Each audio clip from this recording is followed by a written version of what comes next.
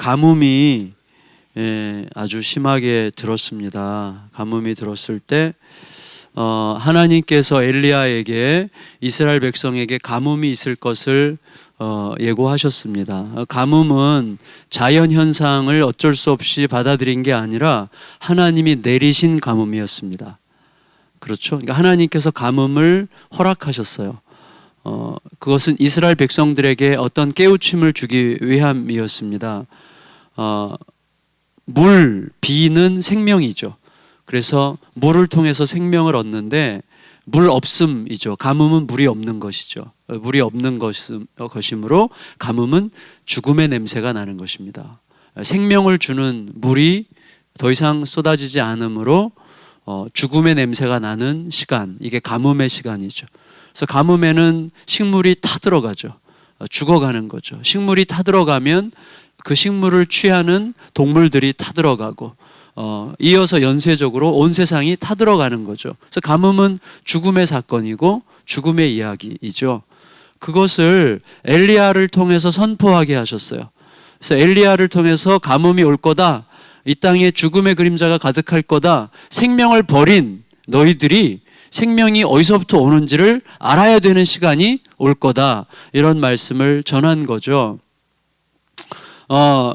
그런데 그 말씀을 전한 엘리야도 가뭄의 고통으로 들어가요.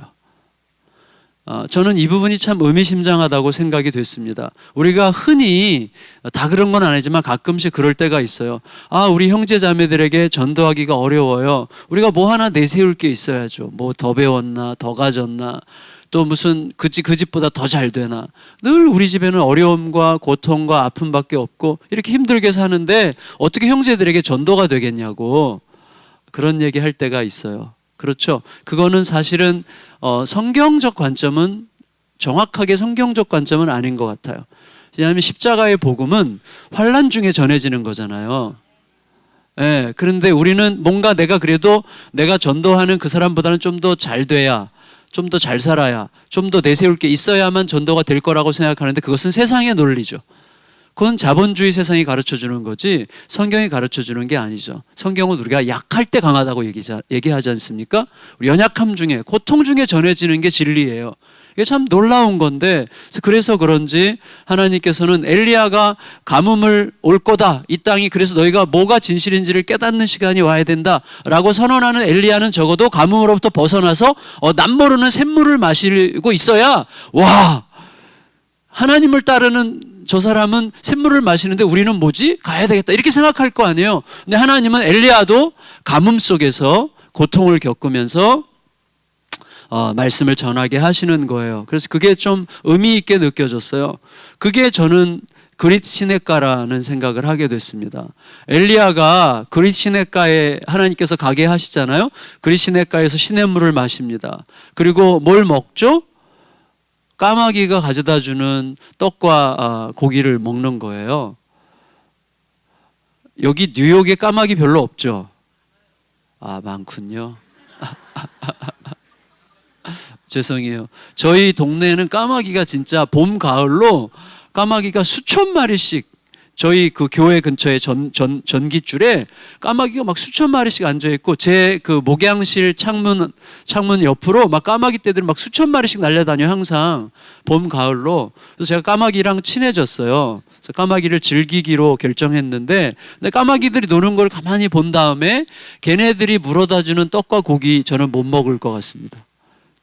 그 까마귀 온갖 것을 쪼아먹는 까마귀 그 부리로 찝어서 그 까마귀 침도 막 이렇게 묻어있고, 까마귀가 가져다 주면 얼마나 가져다 주겠어요. 그거 갖다가 줄 때 저는 위생적으로 그거 먹을 수 있을까 이런 생각이 들어요.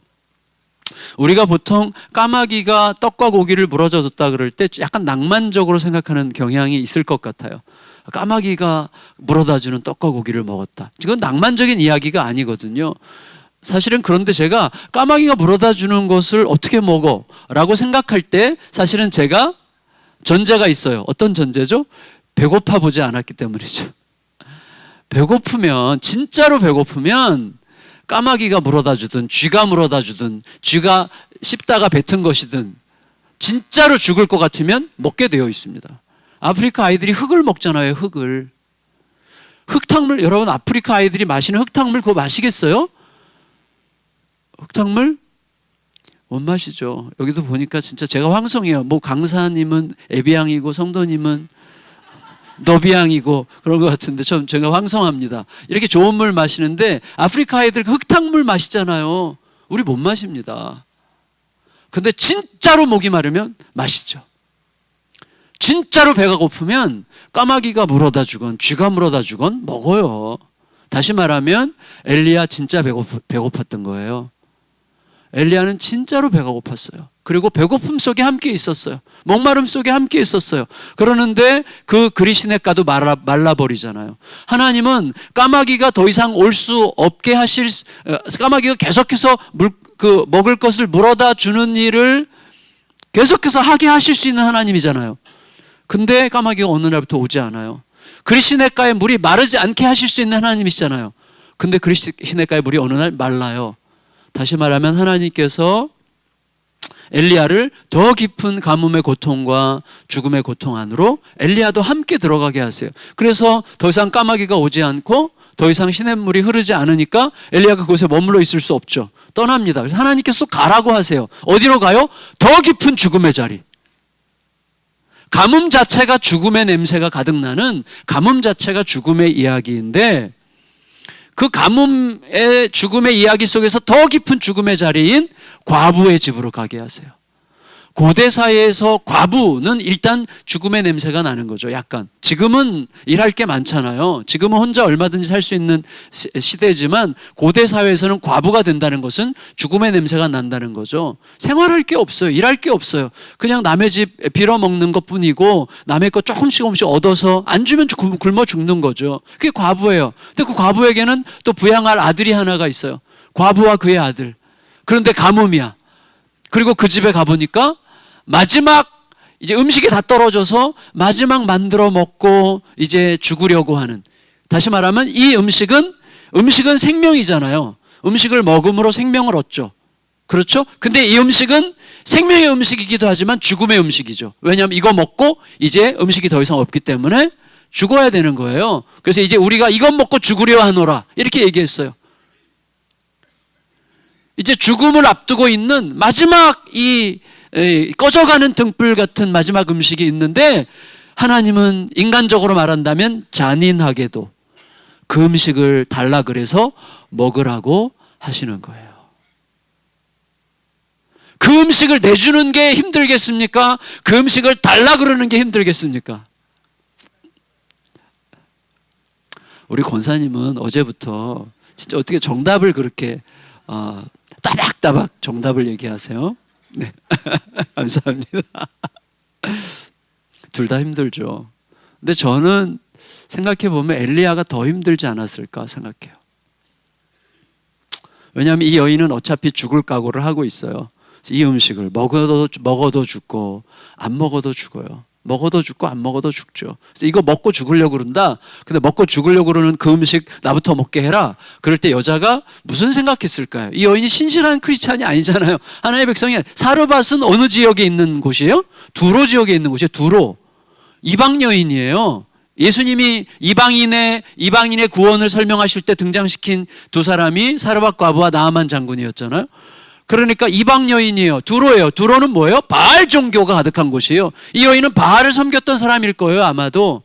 그런데 이 여인이 한 여호와의 선지자가 자기 집에 와서 그 마지막 남은 음식 먹을 거 그거 자기 먼저 먹게 해달라고 음식 만들어 먹어서 먼저 나 주고 그 다음에 남으면 네 먹어라, 이런 식으로 얘기하는 그 말을 이 여인이 들으려고 할 때 어떤 생각을 했을까 한번 생각해 보면 어떨까 해요. 어떤 생각을 했을까요? 솔직히 속으로 이 사람 미쳤나? 이렇게 생각해서 그냥 하도 기가 막혀서 줬을지, 아니면 이거 있으나 마나 뭐 나야 줘도 그만 안 줘도 그만이니까 이거 먹어도 죽고 안 먹어도 죽고 어차피 죽는 거 마찬가지니까 주자, 그런 건지, 아니면 뭔가 이렇게 신비한 기운이 엘리야를 통해서 뭔가가 느껴져. 뭔가 내가 지금까지 알아왔던 바알 신과는 전혀 다른 어떤 기운을, 어떤 영적인 새로운 기운을 느꼈기 때문인지 우리가 정확하게 알 길은 없지만 결과적으로 이 여인은 자기의 음식을 엘리야에게 내줬어요. 엘리야에게 내줬어요. 어떻게 보면, 자, 결과적으로 보면, 우리 입장에서 보면 자기 삶에 결단을 하고 헌신한 거죠. 굉장히 중요한 헌신을 한 거죠. 그러니까 자기의 생명 같은 음식을 줌으로써 엘리야의 말에 순종을 했어요. 굉장히 중요한 시간이에요. 다시 말하면 이 여인의 그 행동은 뭐죠? 죽음을 받아들이기로 한 거죠. 나 어차피 죽는다. 이 음식 안 먹어도 죽고 먹어도 죽는데 내가 이 죽음을 받아들이겠다라고 자기의 죽음을 받아들일 때라야 할 수 있는 행동을 한 거죠. 그래서 자기 죽음을 받아들이기로 했고 그 음식 만들어서 엘리야에게 먼저 줬죠. 자, 죽음을 기꺼이 꿀꺽 삼키기로 했어요. 그런데 그리고 나서 어떤 일이 생겼습니까? 예, 이 여인의 집에 통의 가루와 병의 기름이 떨어지지 않았죠. 그러니까 다시 말하면 죽음을 받아들이기로 하자 생명이 들어왔어요. 음식은 생명이죠. 이 여인이 이것 먹고 이제 죽으려고 했던 그것을 내어줬다는 것은 죽기로 결정한 거죠. 죽음을 기꺼이 받아들이기로 한 순간 엘리야 선지자에게 내어주었어요. 내어줌으로써 나는 죽음을 받아들이겠다라고 결정을 했는데 그러자 생명이 들어왔어요. 그래서 통의 가루와 병의 기름이 떨어지지 않는 거예요. 이 여인에게는 굉장히 중요한 경험이죠. 엄청나게 중요한 경험이죠. 이때 엘리야가 어떤 사람인지 느꼈을 것이고 또 엘리야가 하나님의 이름으로 왔기 때문에 여호와의 선지자인 것을 알기 때문에 여호와가 어떤 하나님인지를 어느 정도 알았을 거예요. 그래서 굉장히 감동하고 사실은 우리에게 그런 사건이 있다면 이건 말도 안 되는 사건이잖아요. 매일같이 통의 가루가 병의 기름이 떨어지지 않고 계속 채워져 있다는 것은 어제 분명히 썼는데 또 채워져 있고 또 채워져 있고 또 채워져 있고 이런 걸 본다는 거는 우리들도 사실은 우리의 지나온 세월들을 보면 전부 다 까마귀들이 있었잖아요. 이거 뭔가 계산상으로는 안 되는데 됐어. 그런 일들이 많이 있죠. 5사람한테만 있었는데 많이 있어요. 이거 계산상으로는 이게 분명히 안 되는 거예요. 이게 아무리 생각해도 안 되는 건데 믿음으로 이렇게 가다 보니까 갔어요. 그런 일들이 얼마나 많습니까? 그러니까 그런 걸 통해서 하나님을 알아가는 거죠. 정말 알아가는 거죠. 맞죠? 알아가는 거예요. 그런데 중요한 건 뭐냐면 이 여인이 그게 제가 볼 때는요, 많은 경우에 우리들의 신앙생활이 거기까지예요. 거기까지. 다시 말하면 나의 삶에서 헌신을 해요. 하나님께 500만 원 헌신했더니 5천만 원 주셨더라. 내가 기꺼이 그거를 헌신하기로 결정했더니 하나님께서 이렇게 채우시더라. 이런 정도의 신앙 안에서 우리가 살아요. 그것도 나쁜 거 아니라고 생각합니다. 그것도 소중한 일이라고 생각합니다. 근데 하나님은 거기서 멈추지 않으세요. 우리의 하나님에 대한 알아가는 자리가 거기에서 멈추지 않게 하세요. 하나님이 더 원하시는 하나님을 알아가는 자리가 있는 거예요. 너무나 심각한 이야기인데 이 여인의 아들이 죽어요. 어느 날 이 여인의 아들이 갑자기 죽어요. 이유를 모르게 갑작스럽게 떠났어요, 세상을. 그러니까 이 여인의 마음속에 뭐가 올라옵니까? 분이 올라와요. 그러니까 조금 전까지 감사하고 얼마나 통의 가루가 떨어지지 않고 병의 기름이 떨어지지 않는 것을 날마다 매일 아침 가서 확인할 때마다 웬일이야, 이게 웬일이야, 이 하나님 진짜 대단한 분이셔. 이 엘리야 선지자 이게 우리 집에 와가지고 완전히 복덩이가 굴러왔네. 우리 집에 우리가 난 그냥 조금 내준 건데 마지막 남은 음식 안 먹어도 먹어도 죽을 음식 그냥 내준 건데 어떻게 이런 일이 있지? 막 대단한 일이야. 막 굉장해. 매일 아침 그랬을 텐데 이 아들이 죽자 여인의 마음이 싹 바뀌었어요. 그래서 엘리야가 복덩이가 아니라 저주덩어리라고 인식되기 시작했어요. 그래서 이 여인이 엘리야에 대해서 뭐라고 이야기합니까? 18절. 여러분 열왕기상 17장 18절 같이 한번 읽을까요? 17절 18절 읽어보겠습니다. 17절 18절 시작. 2일 후에 그 집 주인 되는 여인의 아들이 병들어 증세가 심히 위중하다가 숨이 끊어진지라.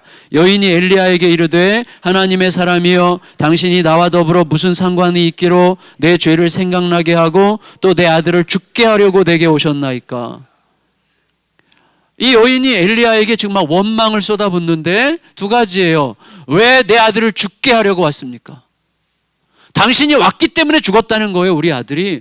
그리고 당신이 왔기 때문에 지금 내 죄가 생각난다는 거예요. 그게 무슨 뜻일까요?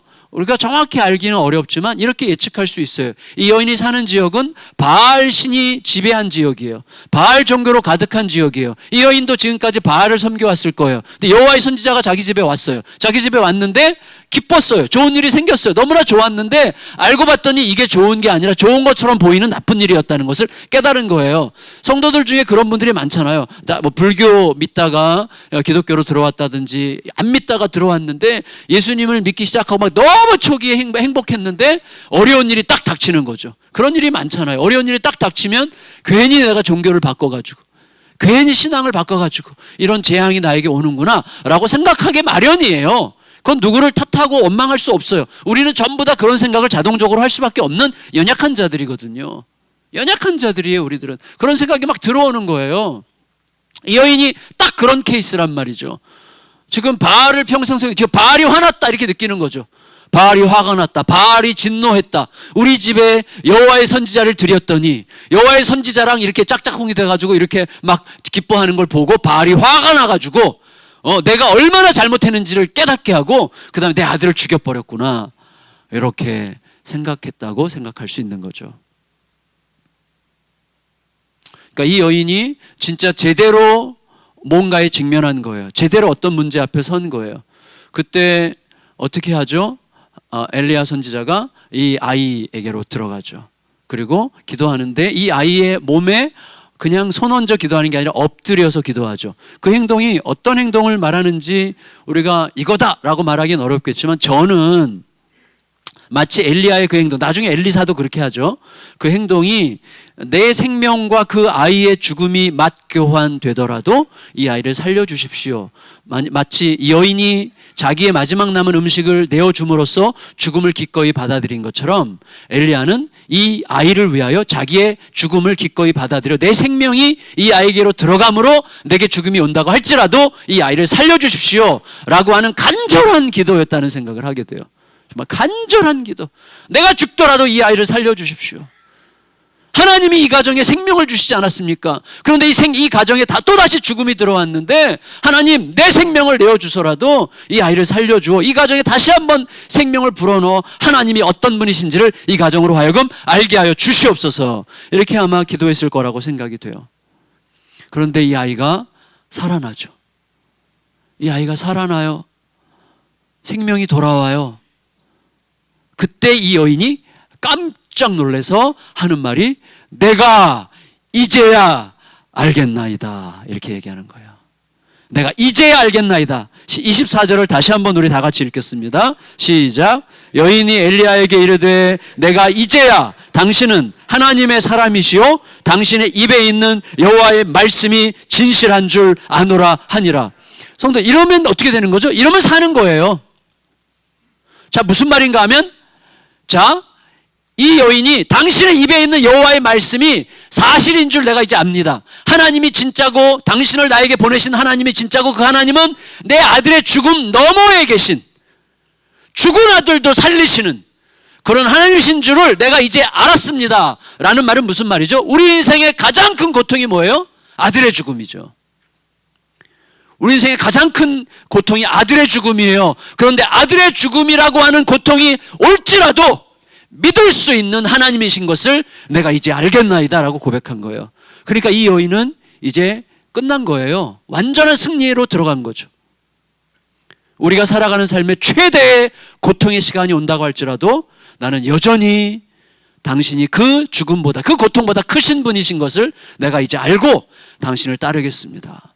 당신의 말씀만 따르게, 당신의 말씀이 진짜임을, 진실임을 내가 알았습니다. 그 말씀만 따른다면 저에게는 길이 있고 갈 길이 있고 결국은 하나님이 승리케 하시고 하나님과 함께 승리의 자리에 있게 될 것을 내가 이제 알게 됐습니다 라고 고백하는 거죠. 제가 계속 반복해서 성도님들과 나눴던 말씀이 뭐예요? 그거죠. 우리가 하나님을 어떻게 알고 있느냐, 어떤 깊이로 알고 있느냐, 하나님을 얼마나 크게 알고 있느냐에 따라서 우리의 모든 삶이 결정된다고요. 그건 너무나 중요해요. 하나님을 어떻게 알고 있느냐가 우리의 모든 삶, 우리의 눈빛, 우리의 태도 이런 걸 결정하는 거예요. 네. 그래서 하나님 안으로 깊이 들어가 하나님을 알고 하나님을 신뢰하는 그 크기가 우리의 삶의 모든 선택을 결정하고 모든 결정을 그렇게 만드는 거예요. 그래서 우리의 삶은요, 결국 매일매일 내가 어떤 선택과 결정을 하느냐가 우리의 인생을 형성해 가는 거잖아요. 그게 인생이에요.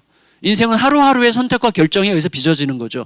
어느 날 그 남자 만나서 결혼하기로 결정했기 때문에 이 모양으로 산 거죠. 이 모양이라 이런 아름다운 모습으로 산 거죠. 어느 날 그 여인 만나서 결혼하기로 결정했기 때문에 그 이후에 너무나 많은 인생이 펼쳐지는 거죠. 어느 날 그 일을 하기로 결정했기 때문에, 어느 날 그 일을 안 하기로 결정했기 때문에. 모든 우리의 인생은 결국은 선택과 결정이죠. 그러나 선택과 결정을 하려면 그런 선택과 그런 선택 결정을 할 수 있도록 형성된 무엇이 있는 거예요. 그건 결국은 뭐가 만드는 거냐면 내가 하나님을 어떤 분으로 알고 있느냐에 의해서예요. 어떤 사람은요, 감히 결정을, 이게 너무 힘들어서 감히 결정 못해요. 어떤 사람은 하자! 이렇게 얘기하죠. 왜? 내 하나님이 크시니까. 하나님이 하실 거야. 그래서 하나님이 주신 확신을 가지고 가는 거예요. 그게 인생이 되는 거예요. 그건 그 사람의 문제가 아니라 하나님의 크기의 문제죠.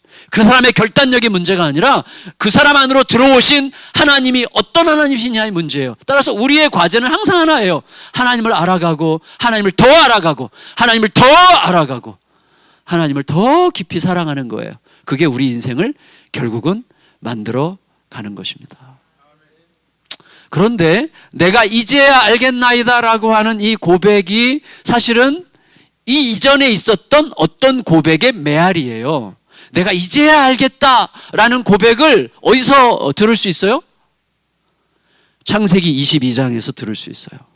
창세기 22장에서요, 하나님께서 아브라함에게 요청하시죠. 너 아들 번제물로 내놔라. 얼마나 잔인해요? 25년 전 주시기로 약속했던 그 아들 25년 만에 주셔놓고 그 아들이 한참 예쁠 때 그 아들을 번제물로 내놓으라. 이거는 번제물은 뭐예요? 번제물. 애를 칼로 치고 각을 터서 불태워 죽이는 거예요. 그거를 요청하신 분이 하나님이세요.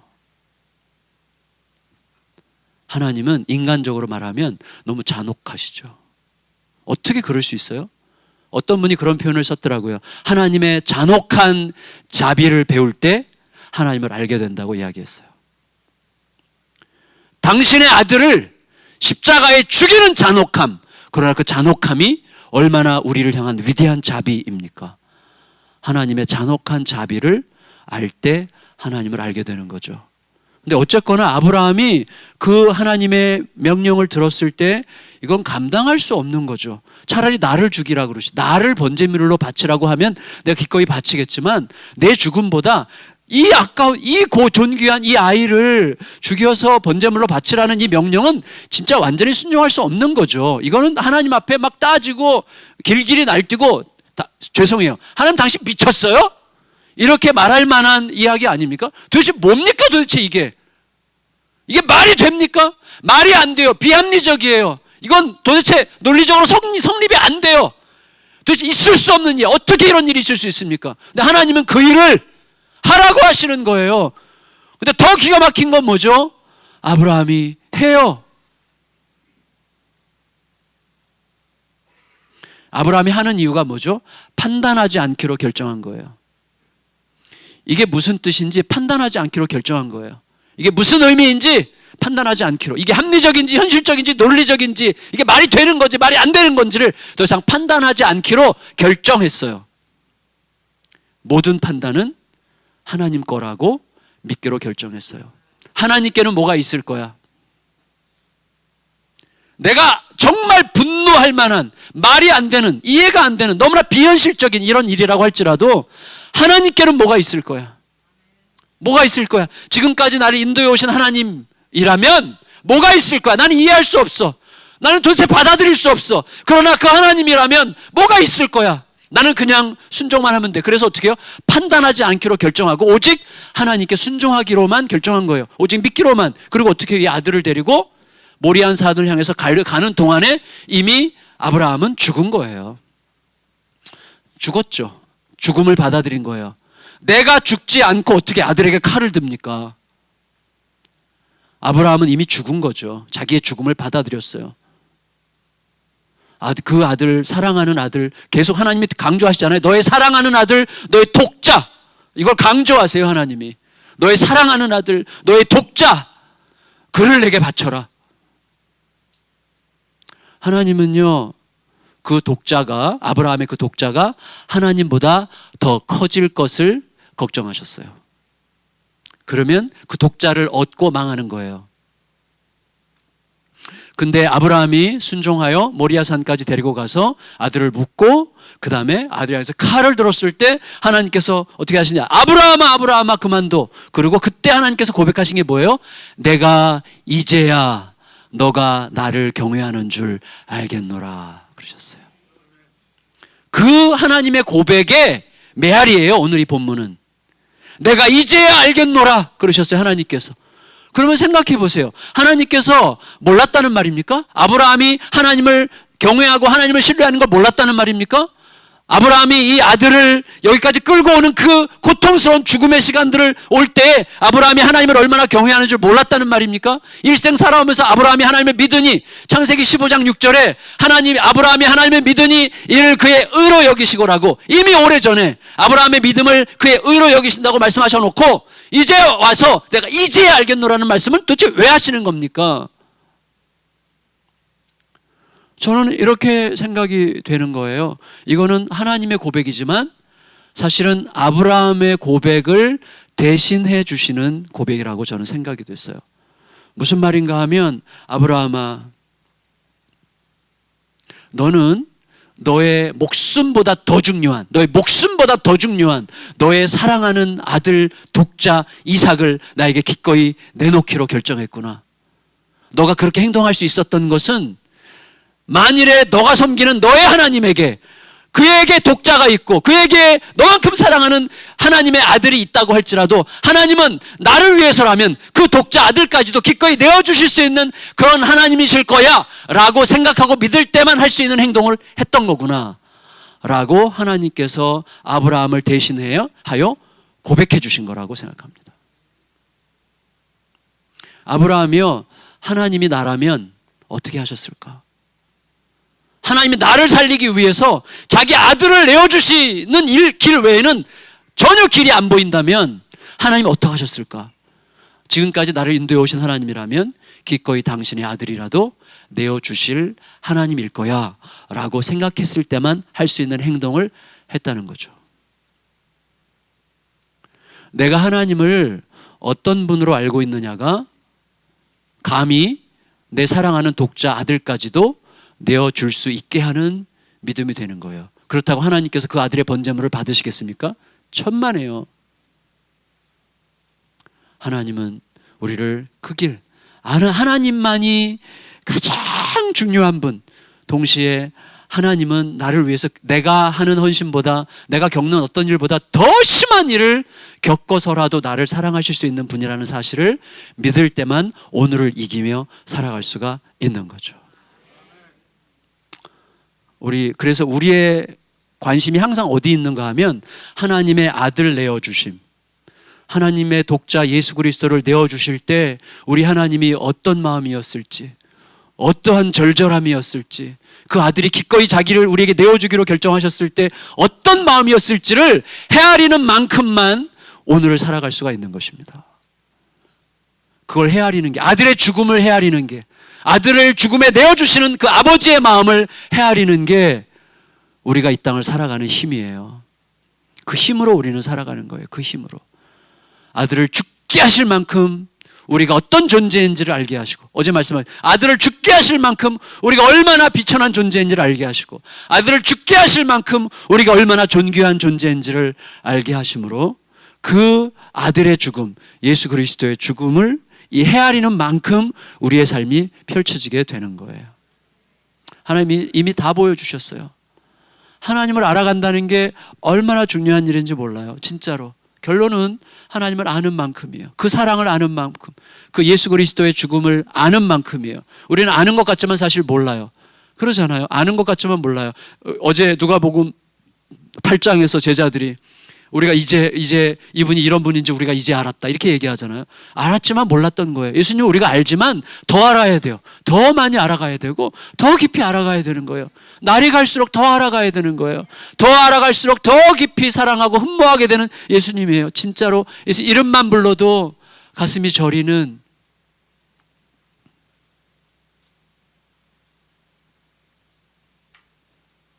그런 예수님이시죠. 그 예수님을 품으면 우리가 정말 이겨낼 수 없을 것 같은 고통, 아픔의 시간도 어느새 이겨내고 있는 중인 것을 보게 될 것입니다. 아들의 죽음을 묵상해야 돼요. 그래서 우리의 삶에서 제일 중요한 건 뭐냐면 하나님이 누구신지를 깨닫는 거예요. 계속해서 하나님이 어떤 분이신지를 깨닫는 거예요. 제가 마지막으로 한 말씀 드리고 말씀을 정리할게요. 저는 제 자신에게 항상 얘기하는 게 있어요.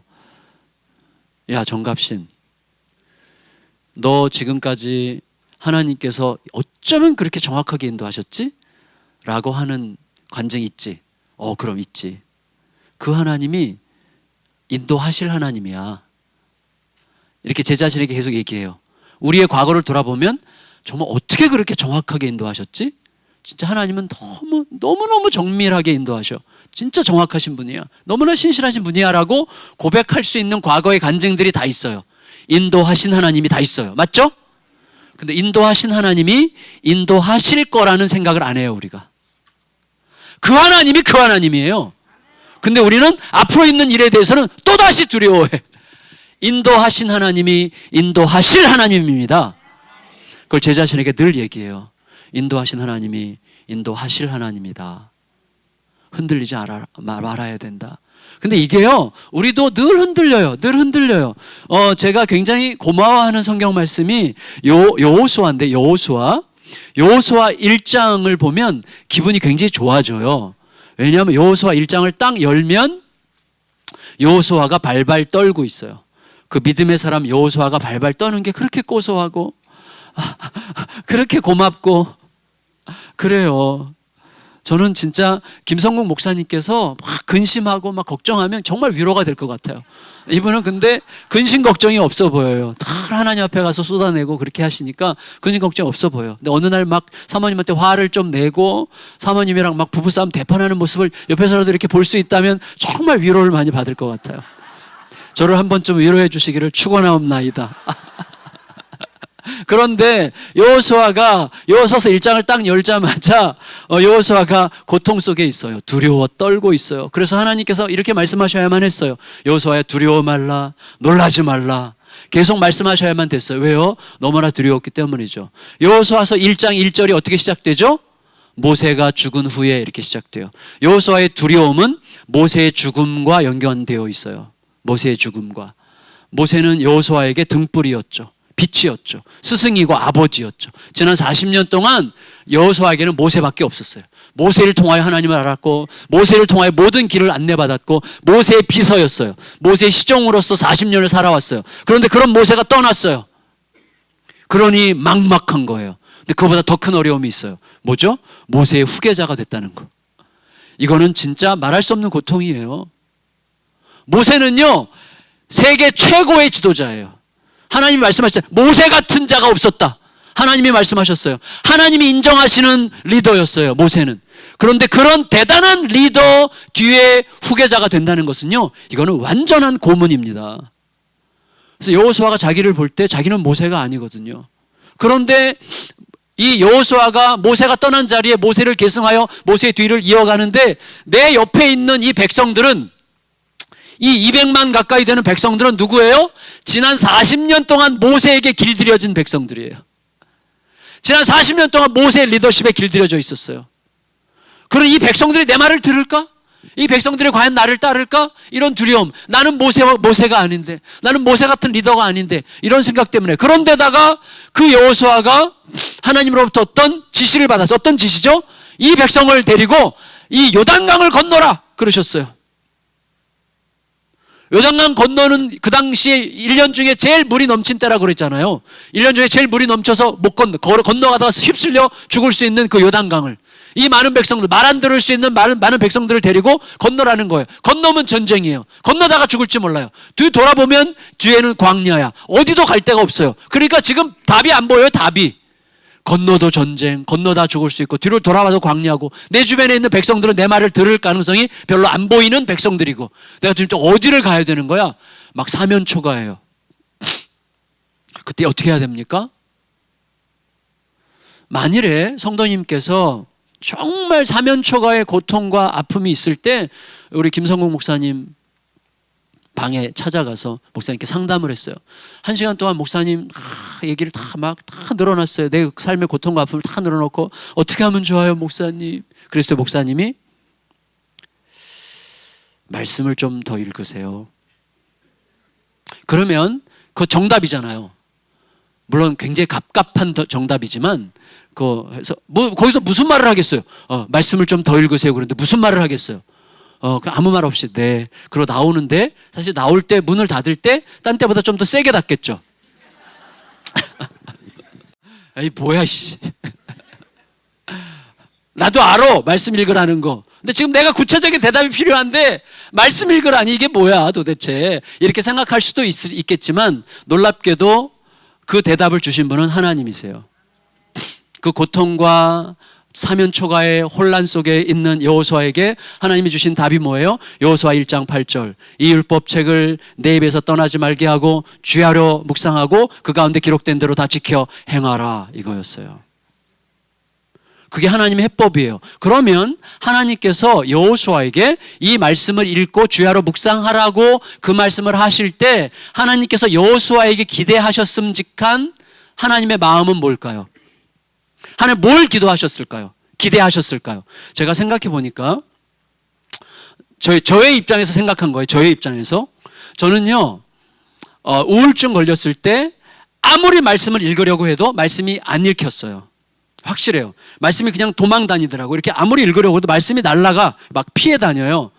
근데 딱 시편만 읽혔어요. 시편. 그래서 제가 매일 시편을 소리내어 읽으면서 막 엉엉 울고 욕하고 소리 지르고 막 한탄하고 그리고 또 막 울면서 읽고 막 그랬어요. 시편만 읽히더라고요. 왜? 시편이 다 내 마음을 알아줘. 제가요 여호수아가 하나님께서 말씀 읽으라고 그랬을 때 그 두려워 막 머릿속이 하얘진 상태에서 말씀 읽으라고 그랬을 때 그 말씀이 제대로 읽혔을까? 하나님께서 율법책을 읽으라고 그랬을 때 율법책이 뭐겠어요? 우리가 아는 상식으로는 아마 모세가 남긴 책이라면 창세기, 출애굽기, 레위기, 민수기, 신명기가 율법책으로 있었을 거라고 생각해요. 하나님께서 율법책을 읽으라고 그랬으니까. 그럼 그걸 읽었다면 창세기부터 신명기까지 무슨 말씀을 주로 읽었어요? 잘 안 들어왔을 거라고 생각돼요. 저는 여호수아도 사람이잖아요. 여호수아가 무슨 대단한 존재가 아니 사람이에요. 사람. 뭘 읽었을까 생각해 보니까 저는 제가 시편만 읽히는 걸 생각해 볼 때 지금 여호수아 입장이 뭐죠? 요단강 건너라는 명령 앞에 어쩔 줄 모르고 있는 여호수아가 홍해 앞에 있었던 우리의 스승 모세는 어떻게 했을까? 그걸 생각했을 것 같아요. 홍해 앞에서 우리의 스승 아버지 모세는 어떻게 하셨을까? 그래서 홍해 앞에서 모세가 어떻게 했는지 부분을 읽고 또 읽고 읽었을 거라고 생각해요. 그리고 그러다가 무릎을 딱 치면서 그렇구나.